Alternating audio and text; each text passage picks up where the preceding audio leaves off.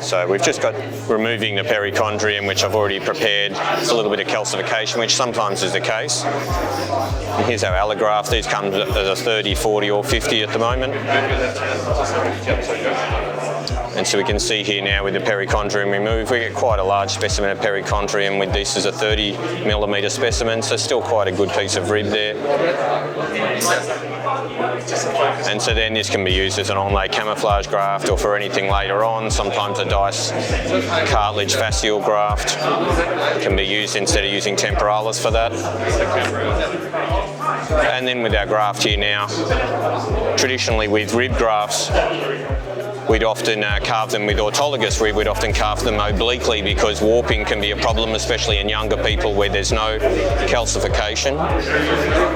But in allograft, because of the preparation process, I think maybe the fractionated radiation, warping seems to be a lot less of an issue. I traditionally do still cut them obliquely. It does give you a little bit less specimen, but as we saw earlier with Milosh's specimen, it's still very unlikely to warp even if you cut them, and you will get more graft if you cut them that way. I normally would cut them a bit obliquely.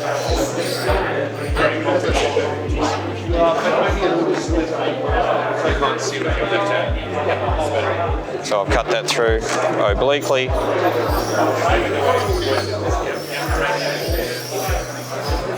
You see there with the specimen.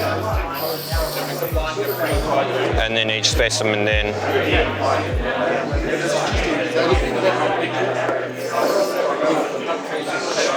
I use a dermatome blade. I like the one with the hard plastic handle because especially when it's calcified, it can be a little bit of hard work getting through. Most of the specimen are very good though and not calcified, but that does keep a nice straight line.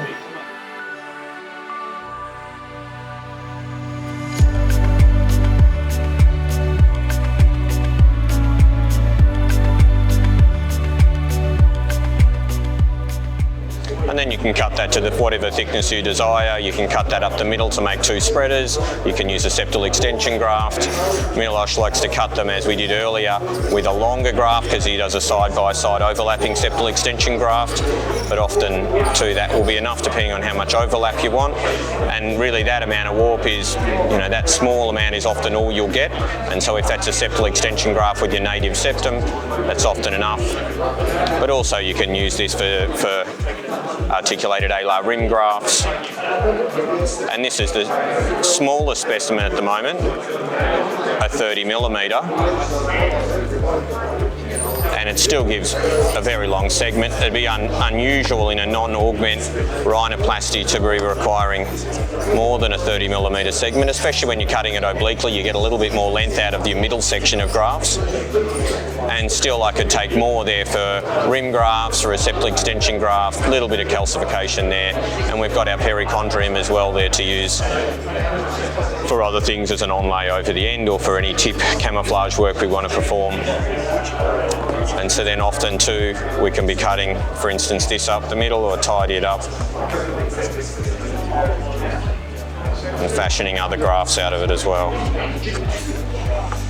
And so, as I said, I like the dermatome blade with the rigid plastic handle. It gives you a nice straight cut, particularly can be a bit of force getting through it, and just with a steri strip on the flexible handle can be a bit more difficult.